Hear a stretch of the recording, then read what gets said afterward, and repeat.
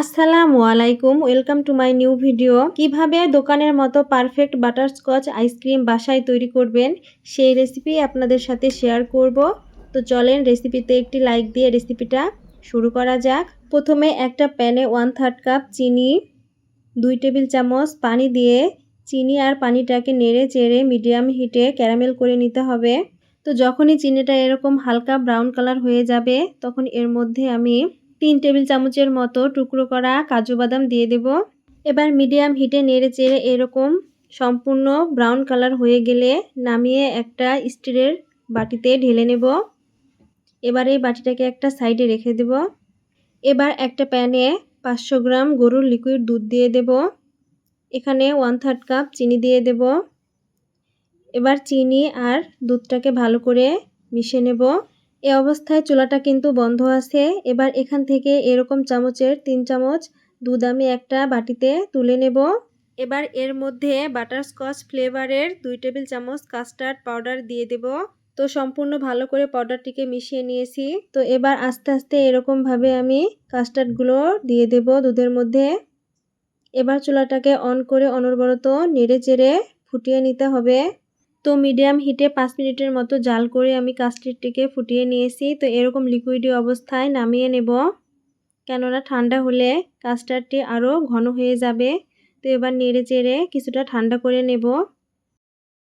তো কিছুটা ঠান্ডা হয়ে গেলে এবার একটা বলে ঢেলে নেব।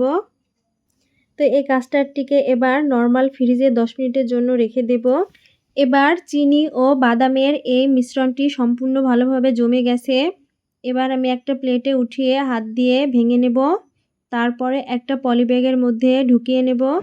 এবার পলিব্যাগের মধ্যে ঢুকিয়ে একটা বেলুনের সাহায্যে আমি এরকমভাবে থেতো করে নেব পরবর্তীতে আইসক্রিমের মধ্যে দেওয়ার জন্য। দেখুন বন্ধুরা, এরকমভাবে ঝুরঝুরে হয়ে গেছে। এবার সাইডে রেখে দেব। এরই মধ্যে কাস্টার্ডটি আমার সম্পূর্ণ ঠান্ডা হয়ে গেছে। ঠান্ডা হওয়ার পর অনেকটাই ঘন হয়ে গেছে। তো এবার সাইডে রেখে দেব। এবার একটা বলে আমি 1 কাপ ট্রপিক্যাল হুইপড ক্রিম নিয়েছি। এই ক্রিমটা আইসক্রিম তৈরির আধা ঘন্টা আগে ডিপ ফ্রিজ থেকে বের করে রেখেছিলাম। এবার বিটারের প্রথম স্পিড দিয়ে আমি 1 মিনিটের মতো বিট করে নেব। 1 মিনিটের মধ্যে এরকম কিছুটা ফোমের মতো হয়ে যাবে। তো 1 মিনিট পর আমি আগে থেকে তৈরি করা কাস্টার্ডগুলো দিয়ে দেব। সবগুলো একবারে দিয়ে দেব। এবার প্যাচুলার সাহায্যে মিশিয়ে নেব। তো মিশানো হয়ে গেলে এবার বিটারের হাই স্পিডে 3 মিনিটের মতো বিট করে নেব। আইসক্রিম তৈরির ক্ষেত্রে অবশ্যই মনে রাখবেন যে কেকের ক্রিম যেভাবে আমরা বিট করি সেভাবে বিট করলে কিন্তু হবে না। এটা একটু লিকুইডি করে বিট করতে হবে। তো 3 মিনিটের মতো হাই স্পিডে বিট করার পর এরকম লিকুইডি অবস্থায় আছে।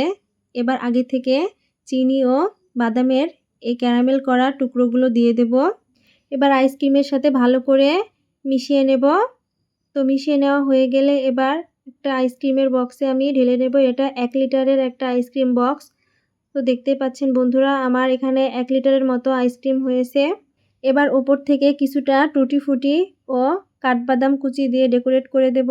এই টুটি ফুটিটা আমি তরমুজের খোসা দিয়ে তৈরি করেছি, আপনারা চাইলে দেখে আসতে পারেন। এবার ঢাকনা দিয়ে ওভারনাইট ডিপ ফ্রিজে রেখে দেব।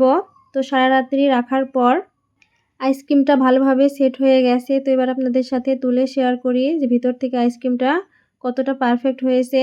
তো আশা করছি এই রেসিপিটা অবশ্যই আপনারা বাসায় ট্রাই করবেন এবং বাসাতেই যে দোকানের মতো এত মজাদার বাটারস্কচ আইসক্রিম তৈরি করা যায় আপনারা তৈরি না করলে বিশ্বাসই করতে পারবেন না।